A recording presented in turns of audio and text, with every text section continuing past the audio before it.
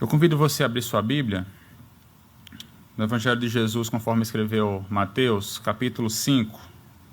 Nós leremos alguns versos, mas focaremos apenas no verso 6 do capítulo 5 de Mateus. Mateus, capítulo 5, leremos do verso 1 ao verso 6. Diz assim a palavra do Senhor. Quando viu as multidões, Jesus subiu ao monte. Havendo-se sentado, seus discípulos se aproximaram e ele começou a ensinar-lhes, dizendo: Bem-aventurados os pobres em espírito, pois deles é o reino do céu. Bem-aventurados os que choram, pois serão consolados. Bem-aventurados os humildes, pois herdarão a terra. E o nosso verso: Bem-aventurados os que têm fome e sede de justiça, pois serão saciados. Até aqui, meus irmãos, que Deus aplique a sua palavra em nossos corações. O texto que nós lemos, ele está contido no sermão, talvez o discurso mais conhecido de Jesus, o Sermão do Monte, ou Sermão da Montanha, que está registrado em Mateus capítulo 5, capítulo 6 e capítulo 7. E as bem-aventuranças, que é o texto que nós lemos, ou parte desse texto, que vai até o verso 12, mas as bem-aventuranças, elas abrem o discurso de Jesus. Ela abre o sermão do monte.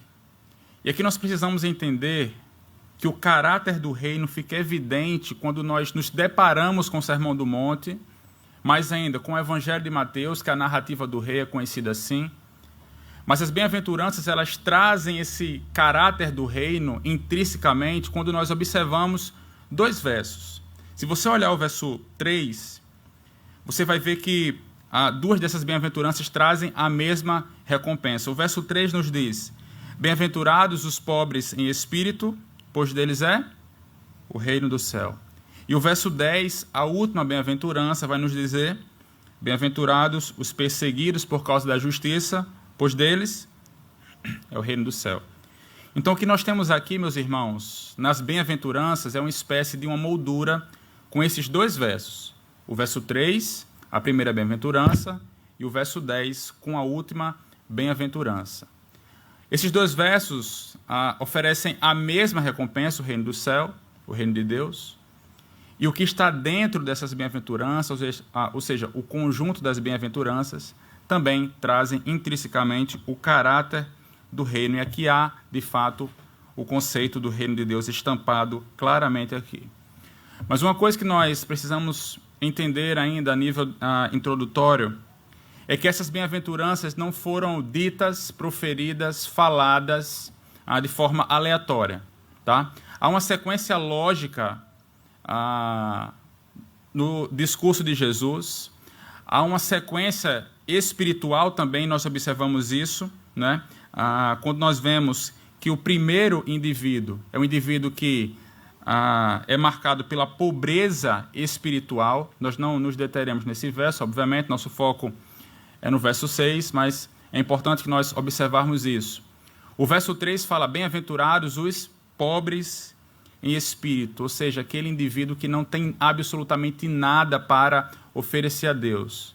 Vale destacar também que todas as bem-aventuranças apontam para o aspecto espiritual e que está completamente contra aos padrões do mundo.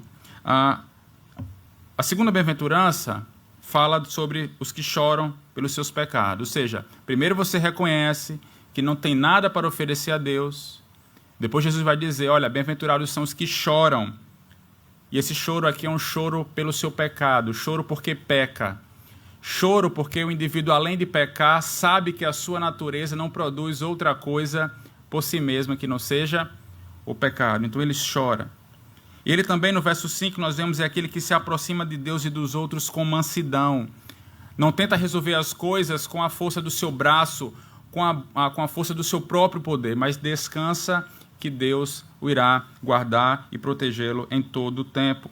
E esse indivíduo que reconhece que não tem nada para oferecer a Deus, que chora pelos seus pecados, que se coloca como um manso, né? Que não quer resolver as coisas com a força do seu braço. Esse mesmo indivíduo é aquele que é caracterizado pela fome e pela sede de justiça. Esse termo, bem-aventurados, ele vem de uma palavra grega, meus irmãos, chamada makairos. Essa palavra não é tão simples de se traduzir assim. Talvez a sua versão esteja aí feliz, não é? Feliz é o homem, ou quão feliz. Mas talvez o melhor sentido para a tradução desse verso seja abençoado. Não é que não seja feliz. Esse homem é um homem feliz. Mas mas o sentido da felicidade não abrange o todo do sentido que essa palavra pode oferecer. Então nós podemos dizer que esse homem é um homem abençoado. E na Bíblia, você ser abençoado, o homem abençoado é o homem aprovado por Deus. É o homem que tem a aprovação por Deus. Então, quando Deus abençoa o homem, esse homem é aprovado. Ele está o aprovando. Com essa compreensão, nós vemos que não pode haver bênção maior do que ser aprovado por Deus. E nesse verso, o homem abençoado por Deus e que recebe a aprovação de Deus é o homem que tem fome e sede de justiça. Então, nós estamos diante, meus irmãos, de uma declaração clara do Evangelho, simples, mas que traz em si mesmo uma carga doutrinária muito grande e é uma das declarações mais contundentes de toda a Escritura.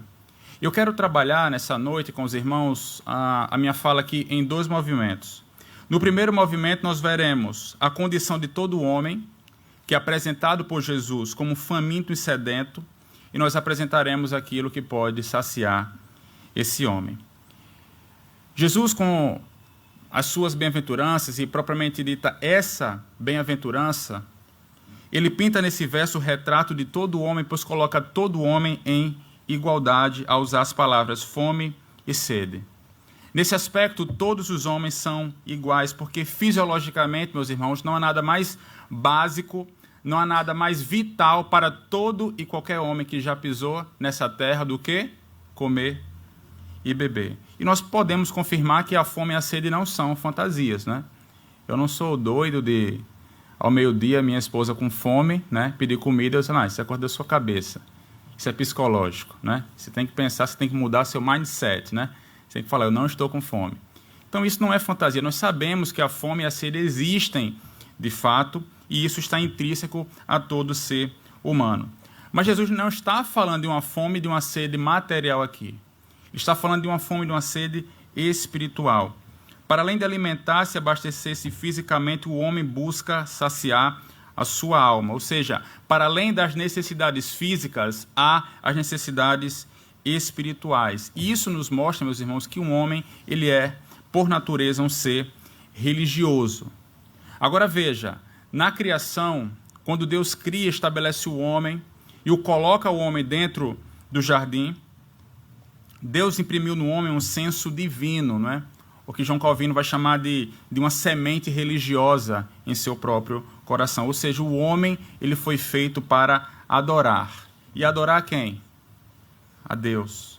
No jardim do Éden, quando Deus coloca o homem estava totalmente abastecido, não apenas com os frutos que as árvores, que as plantas poderiam oferecer para ele, mas estava completamente abastecido com a presença e a comunhão com o próprio Deus que lhe saciava a alma. Ali o homem tinha tudo o que ele precisava, fartura física e um banquete espiritual. Mas a Bíblia também nos diz que o homem que era naturalmente abastecido optou por seguir o seu próprio coração, pecou contra Deus, ferindo a sua santidade, e aí ele se perde profundamente.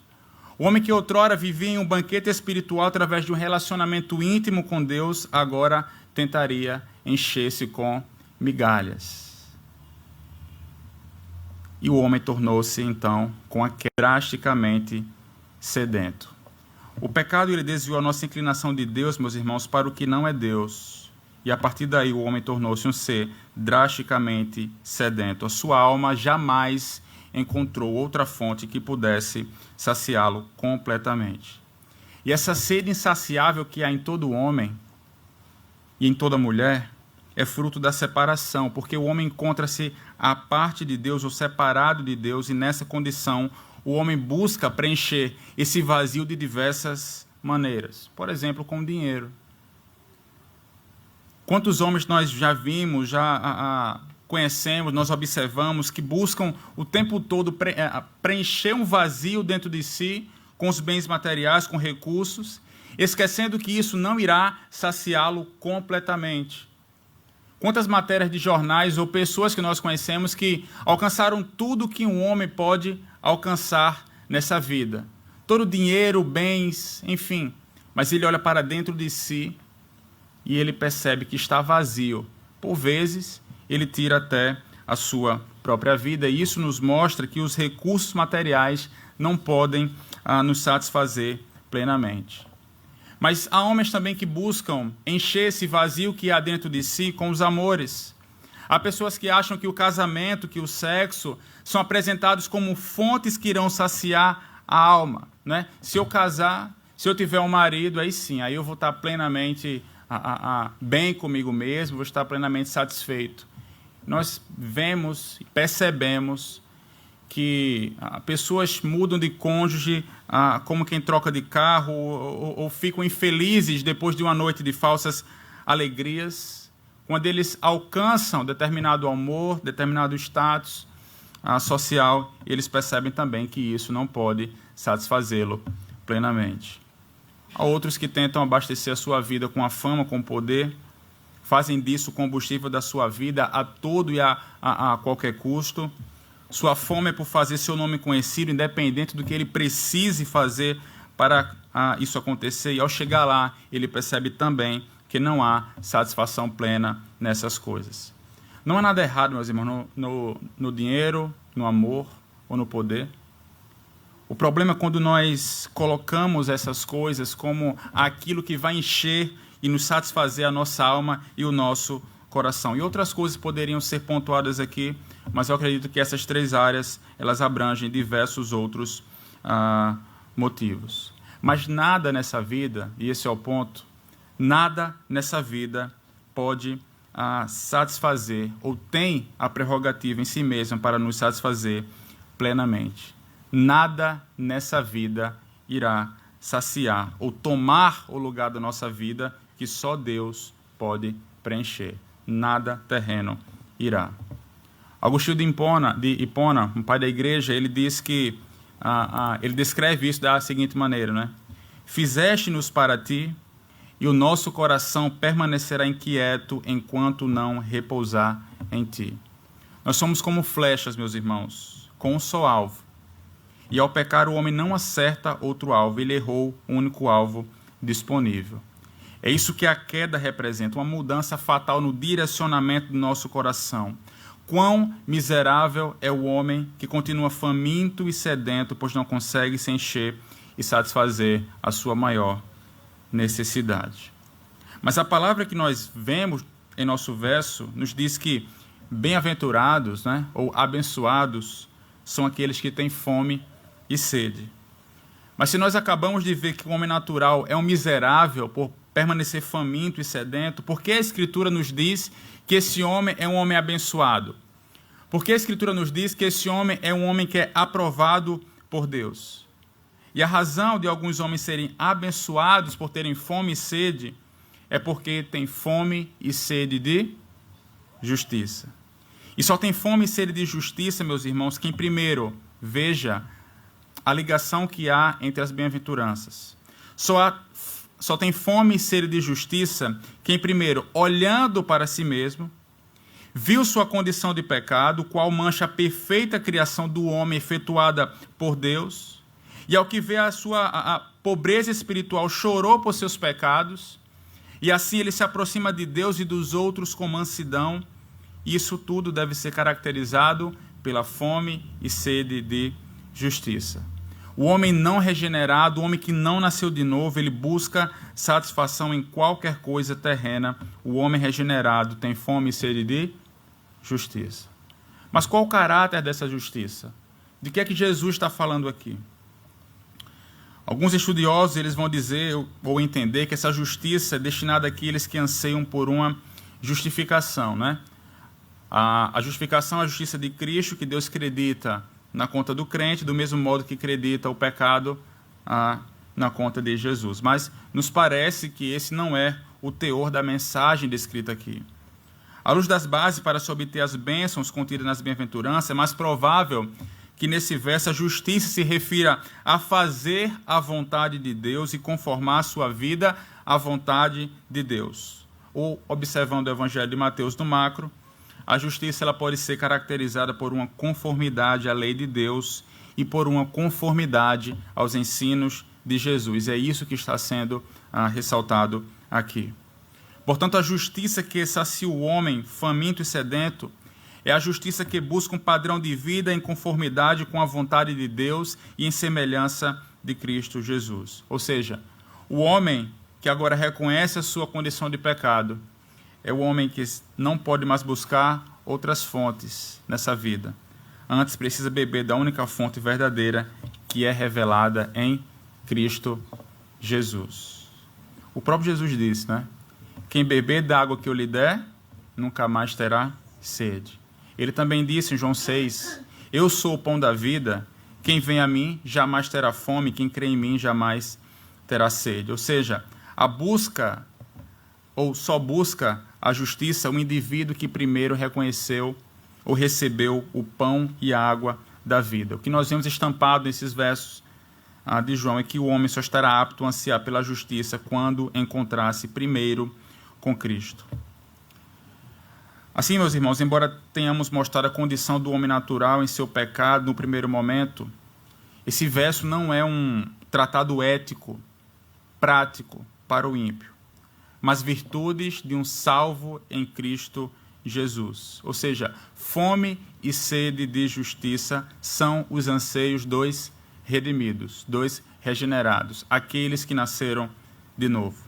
Mas o que isso, essa fome, essa sede de justiça deve causar em mim e deve causar em você? Olha o que o Martin Lloyd-Jones ele diz, ele é cirúrgico ao pontuar isso. Ouça, o homem que tem fome e sede de justiça é o homem que deseja ver-se redimido de todo o desejo de pecar, não apenas em atos externos, mas também desde seu próprio íntimo.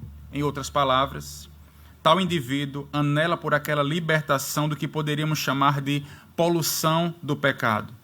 O pecado é algo que polui a própria essência de nosso ser e de nossa natureza.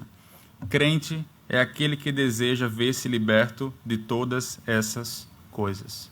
Portanto, ter fome e sede de justiça significa que nós temos uma consciência da nossa real necessidade, da nossa profunda necessidade. E a nossa maior necessidade, meus irmãos, é o abandono diário do pecado e a conformação à vontade de Deus dia após dia. É isso que um homem regenerado, é isso que um homem que nasceu de novo deve ansiar, o próprio Deus. Isso não é um sentimento passageiro. Deve ser algo constante, assim como é diária a nossa fome e a nossa sede, caso deixemos de nos alimentar. A fome e a sede são sinais que nós não estamos abastecidos. Agora lembre-se do que o profeta Oséias, do profeta Oséias, de como ele declarou que a nação de Israel, por assim dizer, vivia sempre buscando o arrependimento somente para cair de novo em pecado. Logo, a justiça de Israel, ele afirma, né? Oséias afirma, é como a nuvem da manhã. Aparece por um instante, mas logo desaparece. O caminho reto que Oséias indica é descrito por suas palavras em Oséias 6, o verso 3, quando ele diz: conheçamos e prossigamos em conhecer o Senhor. Com isso, nos certificamos que fome e sede não são sensações passageiras. É um anseio que permanece dia após dia. Não é apenas se ver livre do pecado, mas também se conformar dia após dia à vontade de Deus em semelhança em Cristo Jesus. Outras ilustrações poderiam ser levantadas aqui, mas eu acho que o salmista ele sintetiza isso perfeitamente em uma sentença no Salmo 42, verso 1. Assim como a corça anseia pelas águas correntes, também minha alma anseia por ti, ó Deus. O anseio pelo próprio Deus deve ser algo real em nossa vida. Esse é o ponto levantado pelo profeta Isaías, bem como o salmista, ter fome e sede de Deus. Mas o problema, meus irmãos, é que muitos hoje em dia têm buscado qualquer outra coisa. Têm buscado bênçãos, uma felicidade verdadeira, têm buscado pregadores que dizem o que seus ouvidos querem ouvir. Eles têm fome e sede de uma experiência espiritual, têm sede de uma percepção de Deus, uma noção sobre Deus. Estão como um barco à deriva, um barco de papel à deriva, num mar de religiosidade vazia, mas não têm sede de Deus. O nosso anseio maior deve estar em cada dia, dia após dia, se conformar à imagem de Deus, à imagem do seu Filho. O prazer deve estar na sua palavra, pois é na palavra de Deus que nós encontramos claramente, expressa a sua vontade, a qual o homem que tem fome e sede de justiça deve se conformar. O ponto é, nós precisamos entender que Deus requer que nós reconheçamos ardentemente o quanto necessitamos dele e nada mais. Precisamos entender que Deus requer que nós reconheçamos ardentemente o quanto necessitamos dele e nada mais. Mas esse verso também nos dá uma promessa na segunda parte dele. E a recompensa desse verso, a promessa desse verso é que aqueles que têm fome e sede de justiça serão saciados com o quê? Com justiça. Serão fartos com justiça, sem demora. O Senhor conhece a pessoa faminta, conhece o desejo do coração dela, e nessa vida aqueles que buscam a justiça de Deus ou a vontade de Deus serão saciados. Logicamente, hoje nós já somos saciados em partes através do relacionamento que temos com o próprio Deus, por meio de Cristo Jesus. Porém, esse também se trata de um processo contínuo.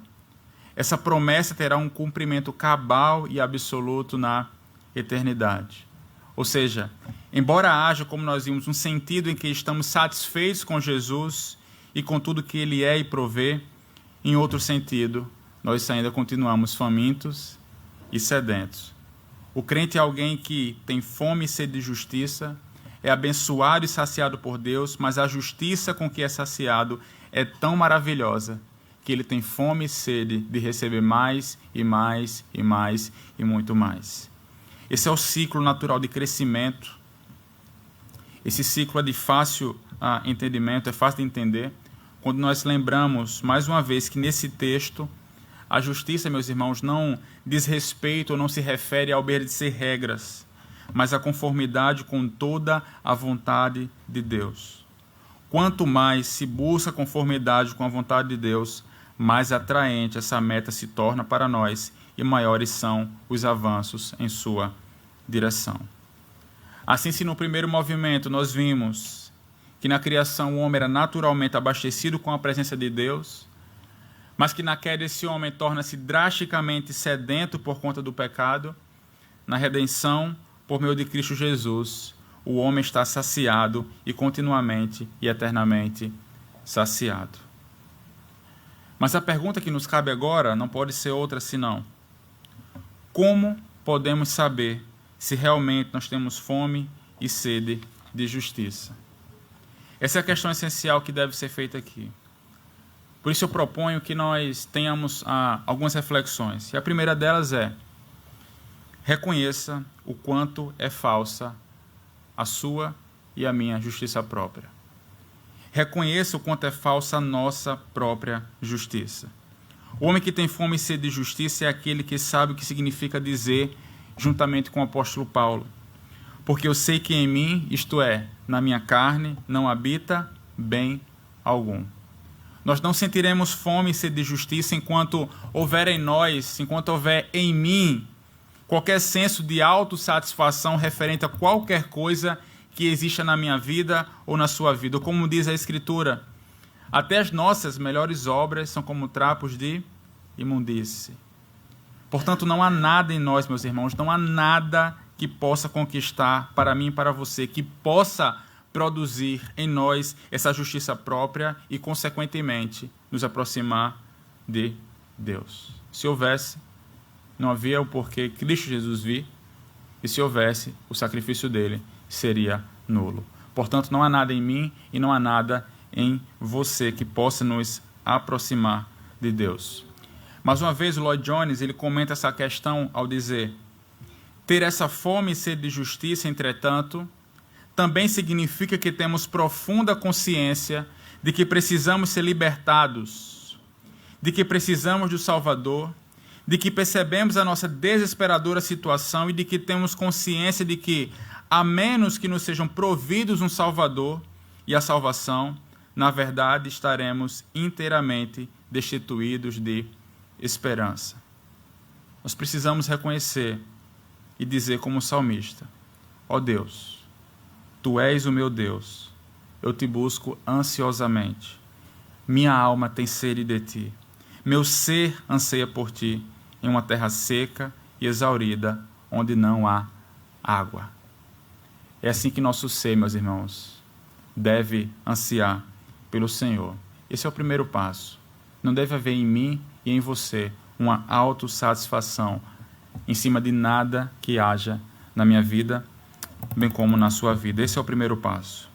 E só pode reconhecer-se assim aquele que primeiramente for pobre de espírito.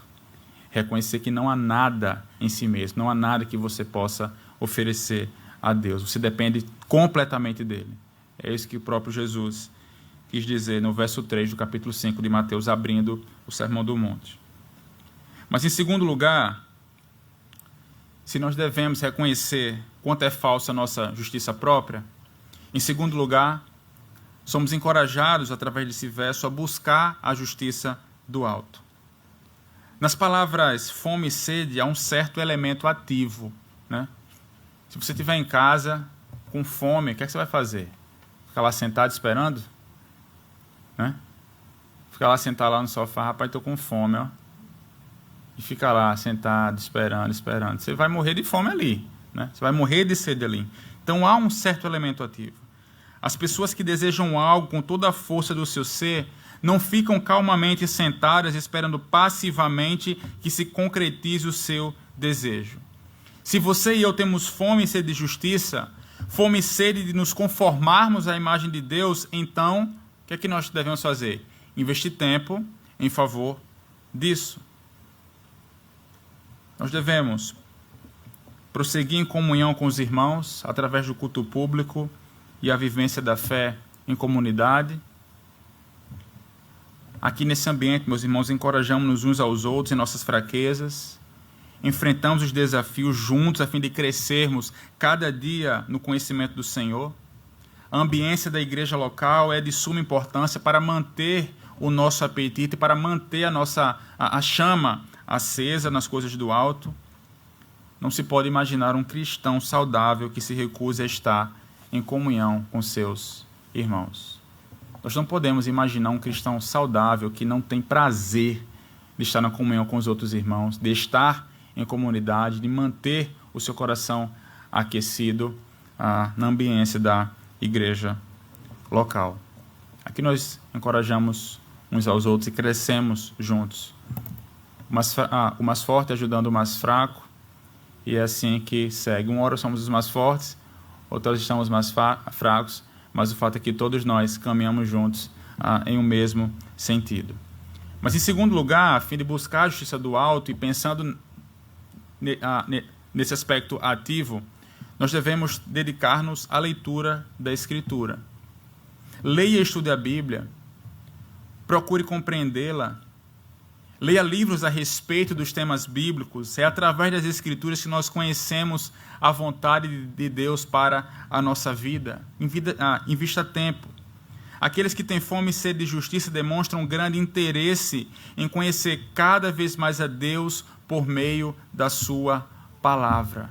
É na palavra de Deus, meus irmãos, que a sua vontade está descrita, e nós precisamos nos aprofundar, meditar nela a fim de cada dia mais e mais entendermos e compreendermos aquilo que Deus requer de nós e também conhecê-lo. Mas, por último, mas não menos importante, nesse aspecto ativo, há também a presença da oração. Deus é o único que nos pode proporcionar a dádiva da justiça, como nós vimos.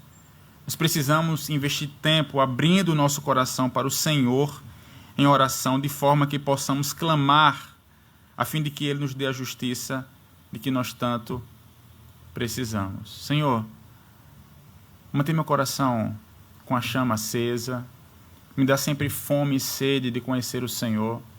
É dele tanto o querer quanto o efetuar. Devemos, meus irmãos, sim, orar, nos debruçar na presença do Senhor, lançar sobre a nossa ansiedade, mas também falar com Ele quando o nosso apetite está fraco, quando nós nos sentimos autossuficientes demais.